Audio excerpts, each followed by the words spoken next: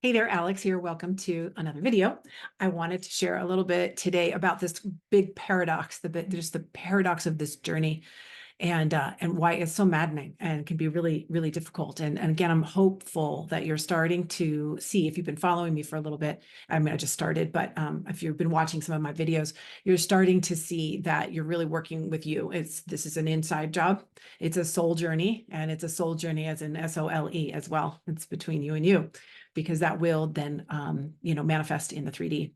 So the paradox of this whole thing, I believe, if you've not watched it yet, I just recorded it here, and I'll make sure that I put it out before this video, about the soul pushed out. Your twin flame is you pushed out. Okay, so I'm going to repeat that over and over and over again, because I just really, really want for you to see that you're working with yourself and just the distorted parts of what have brought us into separation consciousness, which that's what distortion is. That's the way I see it, is that's what separation consciousness is. It's a distorted way of seeing the truth.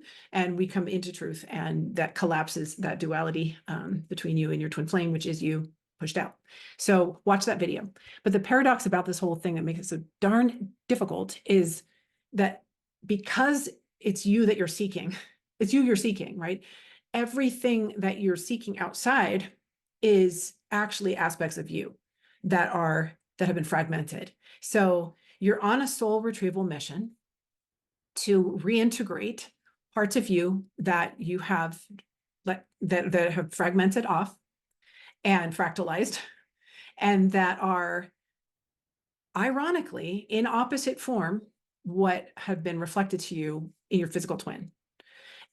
So this is why we don't want to work with a physical twin to try to get to inner union, which would then bring them back in, because it's literally the very thing that holds us away from inner union, is focusing on them as if they're separate. You won't find the solution in them, but they will show you, they will mirror to you those things that we need to look at within us.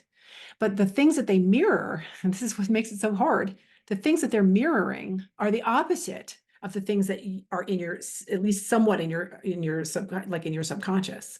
It's like totally unconscious stuff. Let me see if I can give you an example. So let's say, so I have a really deep wound, or had, I should say, I'm sure it's still there, but it's not active, but a very deep wound of not feeling chosen.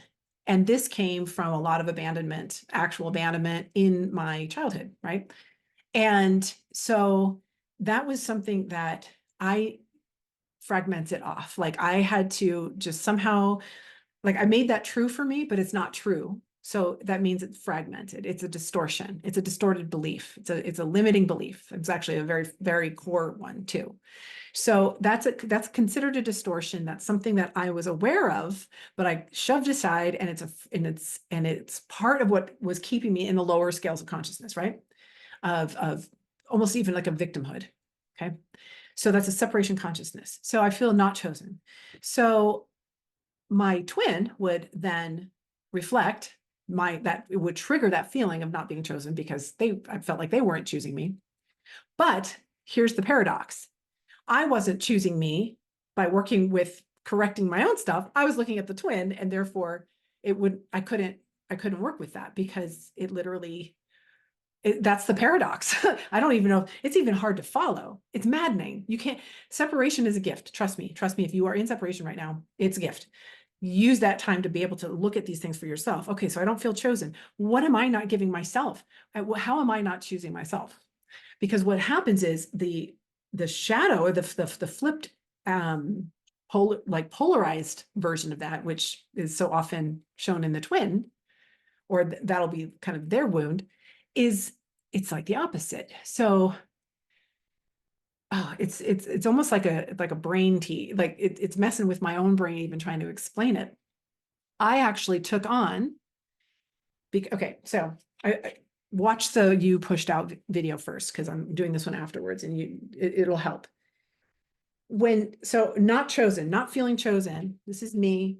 Okay. And I have this feeling of not being chosen. I should make that fresh for you, but whatever. Let's just say this is my, I don't feel chosen wound, right? Or fractalization, part of me that was not true. It's not how source sees it. Therefore it's out here. It's a fragmented part of my soul that I need to reintegrate. to come back into wholeness, into this realm here. So I see it here because I'm conscious of that. I mean, it became conscious of that very young, but was working with that for a long time, right? My twin is reflecting it. Okay. So my inner self here, but this version of it over here is the opposite. It's like the opposite. So for me to recognize this in myself, because this is, the shadow aspect, but the shadow polarized opposite, for me to recognize not being chosen from this aspect of myself. Okay. Again, don't worry about your twin, because that's the physical version of this. This is why you want to do this work here. That would look like me actually not choosing myself. Right? Here it was, they're not choosing me, I'm a victim. But here it shows up as I'm not choosing myself. So that's how that mirroring can happen. So what would be another one? I mean, abandonment. Where'd they go? I'm always abandoned. I'm always left. It's a version of not being chosen. So where am I abandoning myself? I don't feel love. Where am I not loving myself? Why are they acting this way to me? How am I acting that way to me? Okay. I hope you see this. Please, if you're just following and watching this, you have to watch the you pushed out video first. In fact, I'll link it somewhere because this is a big mess. But when you really, really recognize that you are your twin flame is you. It's in the sixth dimension like this. And so as you start to see the things that you are aware of and you're becoming aware of these victim mentalities, these lower levels of consciousness, like the anger and the fear and the pride and so on, but then you can also recognize its flipped version. That's the one that's still within you that you've denied. It's like that denied shadow part. Okay. So again, I can be a victim and, oh, you did this and they did this. It's still all out here. But then when you turn those fingers back at you and go, wait a minute, how am I doing that to myself? You're only ever lacking what you don't give yourself. So if you feel any lack in your life, it's because there's something within you that you are not giving. Okay. So separation consciousness is taking, keeping, holding on to, getting attached to things rather than the exact opposite. These are all paradoxes. These are all ways of recognizing how much of a mind game this really is. So when you try to work with it in the 3D, you can only look at it when you start to see that you are one and that they are literally reflecting this in this opposite way, and that you can't fix it with that person because they're already accomplished. This is where we accomplish it. And then it shows up there. This is where the work is. You can't do it here with a twin or here with a twin in the 3D. It literally can't be done in the 3D. It has to be done here. And then that will heal. I say heal. It's not the right word. Excuse me. That will collapse the separation consciousness, all these different lower levels, right? And bring you into that fifth dimensional level where you merge, where you are, bam, magnets, inseparable, permanent relating experience. Okay. So that, again, that's the paradox. And as much as you're like, oh, you're desiring them so much, and it doesn't make sense, even if you barely met, whatever. It's like, what is that draw? The draw is that the further down here you are, the more separation you have here, the more that this is calling you. Because once you have soul recognition and you know that this is possible, you know what that feeling of unity is because you've experienced that even for a brief moment or weeks or however long. It means that now this field is like active in your third dimensional reality. So you still got to work on it here for the third dimension to change. But again, paradox, paradox, paradox. So as soon as you really, really see that that is what that magnetic addictive quality is, and you both have it. It's just that when you're polarized in the 3D, you'll never merge. It won't stay. You might have those moments like as you come in and you dip in and out of fifth dimensional consciousness or meditation or samadhi states and so on. Yeah, you can collapse that right away and even long enough for them to be around for a little bit, but then bam, As soon as you forget and you let this go, then it starts to go horizontal again. It starts to go.